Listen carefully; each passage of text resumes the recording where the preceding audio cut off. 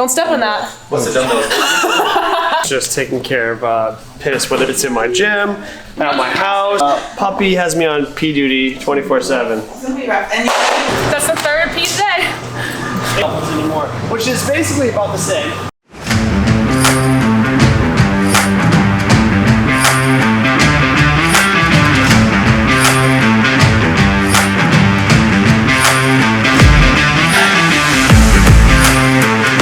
It's your big debut. It's your big debut. Get your eyeballs. Hey guys, welcome to the first episode of the Jump Ship vlog.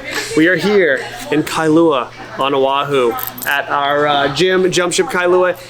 Just a couple days ago, actually, was our 1 year anniversary opening this up. It's December 4th, and we have some team training going on. It's a Saturday morning.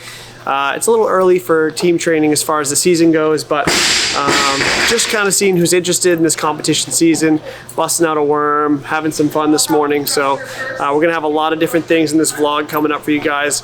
Mix of training, coaching, and then we're gonna show you the Hawaii lifestyle that we kind of get to explore as we're out here in our very little free time, but hope you guys enjoy coming on the journey with us. So the team is going to do a retest of a workout from last year's Atlas Games, which was ended up being an online qualifier for the games. So the reason we're doing this even this early on in the year is so we can compare their scores to what some of the teams that qualified for the semifinals last year were getting, and then we can see either how much they suck or how good they are, basically. It'll kind of identify where we need to work on things. So the workout is 30 meters of dumbbell front rack lunges. Both ladies go at the same time while guys complete 200 double unders. Then when both tasks are completed, they'll switch and they'll do the opposite.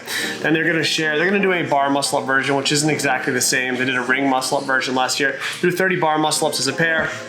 And then you 20 meters of lunges and 150 double unders, 20 muscle ups as a pair, and then the same thing again, 10, 100, 10 muscle ups. So it's decreasing reps, same three movements, and we'll just kind of see if anything jumps out at us.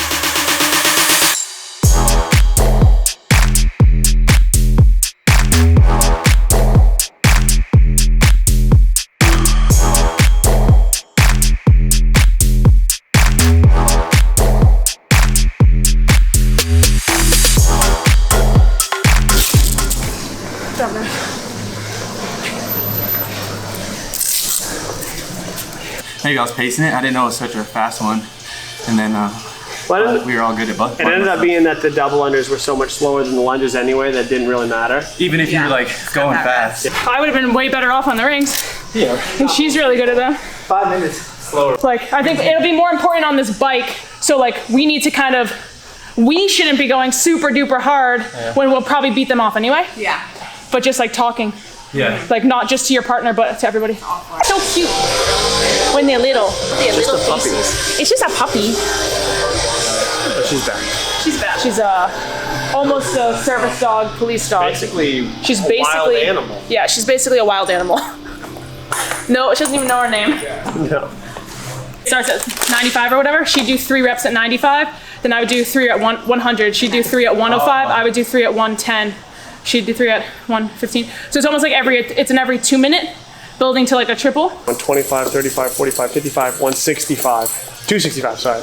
265 for the guys. Okay. 35, 45.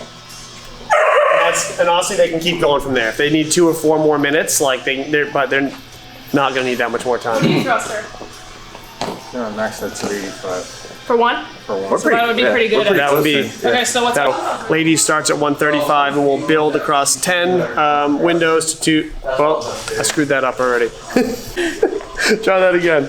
All right, ready? Yep. So we're gonna go in pairs. Males and females are gonna do a thruster ladder. Every 2 minutes, they're gonna buy in with 6 synchro burpees. Then they're gonna each hit 2 thrusters on the given weight. The guys will start light at 135 and build to a heavy 275 double. Hopefully they can hit that, we'll see. And then the ladies will start at 95, build to 185. That'll be a good challenge for both the guys and the girls. It's 10 lifts into 20 minutes. If either of them finish the ladder, which would be really impressive if they did, we'll give them one more shot, but that's it. Burpees and a heavy thruster ladder.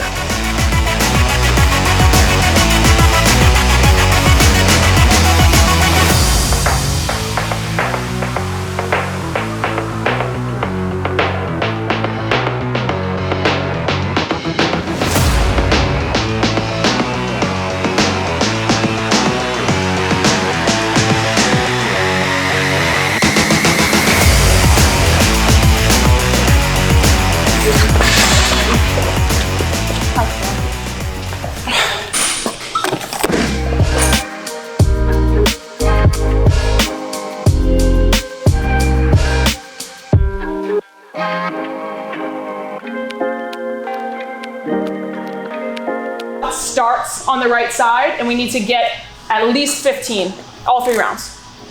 That works. Okay, so the left side's gonna be significantly harder. We don't wanna have to do 3 sets. Yeah. Again, if we can go unbroken on the first round, that's gonna save us a bunch of time. I don't know how hard that's gonna be, but we'll kind of keep a pace that's kind of just like, and you just wanna keep one arm on it to save your other arm. It's just gonna be 1, 2, like that kind of pace. Like, so we'll just stay like super slow and try to just get all 30. Yeah. But we might not. And then drop, step over, shoulder left, finish. He's gonna have to kind of be the pace setter then, which is fine. But he'll be in the front, you'll be in the middle. We were always like watch the front, the hip of the person in front of you. So that's like what you're watching, is watching their hips so that you know that your hip crease is passing at the same time as them. Yeah. Hookah. She wants to play. Hookah. Let her play. You just told me Alicia because she ran out. Can you just hold her on her leash next to you? No way. Leash, she wants to hang out. No way. This is like the most important thing, like building that layer of fitness, that foundation. But then there's all these skills that go into competing that people, I think, really neglect for the most part. They just focus on the fitness aspect, but there's a certain amount of like being together, knowing each other's strengths and weaknesses, having like a system for even doing something simple like changing weights on a bar. If someone hesitates or someone's not paying attention to what they're supposed to put on or when they're supposed to do something, you're just giving time away. And when everything's against the clock or you have limited time to do something, time is super precious. And like that is like one of the biggest components, both team and individuals. Like people need to know how to use their time when they're competing so that they can kind of express their fitness to the best of their ability. It's not just being the fittest, it's being the fittest and knowing how to execute. And that's like incredibly important and it's overlooked way too much.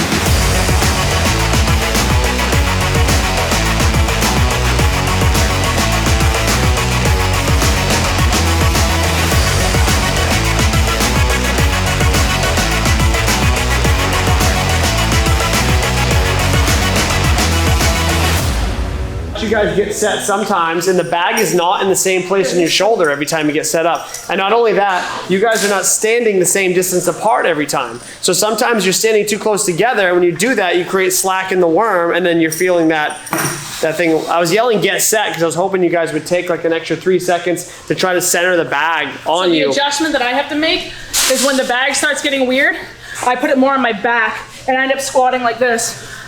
And it turns into a good morning. He said 1 more at 24 reps. Yeah. Oh, I was gonna fucking 24 reps, 6 away, 1 more. I was like, if he drops it, oh my God. If he dropped that, I would have slashed his tires, come back in here, picked it up. So pissed. I was gonna be Armageddon here. I was But then, like, what makes me most mad is you literally only said that because you felt sorry for yourself. Yeah. Because then we finished no problem. Like, oh, sorry, little Mark. Like, Sometimes I need a reminder. you need the fucking ambulance over here. Oh my God. I really thought he was gonna put that, like drop it or something. I was like, this is gonna be crazy. But see, like, he failed, which is fine. Like, we're gonna fail. But I'd rather you go to complete and utter failure than just be like, I'm tired. Yeah, I try. I'm tired. I'm gonna stop. At least in training. In At least in competition, make the call, dump it, make Fine. adjustments. But in training, yeah, find your limit. Yeah. It's like lift when you're happy, feel good, get a nice warm up rather than like only lifting post Metcon, trying to make yourself puke every day. I'm smashing my head through the wall and like want to die at the end. It's a huge time commitment. And fuck, it hurts. My body fucking kills. And Buka sleeps on my pillow, so like I don't even sleep at night. Today, like needs to turn into like a pretty easy training day. Like that was. Yeah, I agree. That's not that hard. That wasn't that much volume. Like, I think it went well, but Yeah. more of this.